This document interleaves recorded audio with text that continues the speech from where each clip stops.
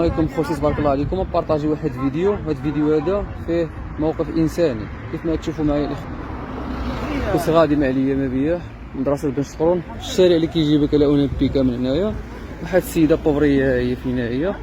السلام عليكم اختي، شنو المطالب اللي كتطلب واي حاجه اللي تحتاجيها قوليها في الفيديو باش كاين المحسنين اللي غادي يساعدوك ان شاء الله. انا ساكنه في الشبانيه سد عربي هنايا معروفه. الشبانيه هنا سد عربي. اللي كاين هشام اللي كيعدل الطوموبيلات هو اللي كيعرفني سمايه سميتو هشام رومبان سد العربي. حيت هي الاخوه راه ما عندها لا تليفون لا والو باش تواصلوا معاها ولا شي حاجه.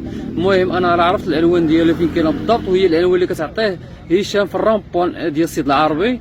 كاينه تما واحد تشابيستا كيقولوا له هشام، وهذاك هشام بالضبط هو راه عارف العنوان ديالها وعارف كي كتكون هي مزيره مسكينه محتاجه الرعايه وعيانه، والعيل صغير كيف ما كتشوفوا بوفريه هو حالته حاله، وتا هي كما كتشوفوا الله غالب. الوراق على حساب المخزن اللي عطيه الوراق، المخزن اللي بوالتيه، والحاله لا حول ولا قوه الا بالله. المهم كاين المحسنين بارطاجيو هذا الفيديو، واللي باغي يدير المعاونه واللي باغي يدير الاجر في سبيل الله. هي السيده محتاجه السكن ومحتاجه كيف ما كتشوفوا اللبس واي حاجه اللي كيوقف عليه الانسان في الاحتياجات الحياه ديالو.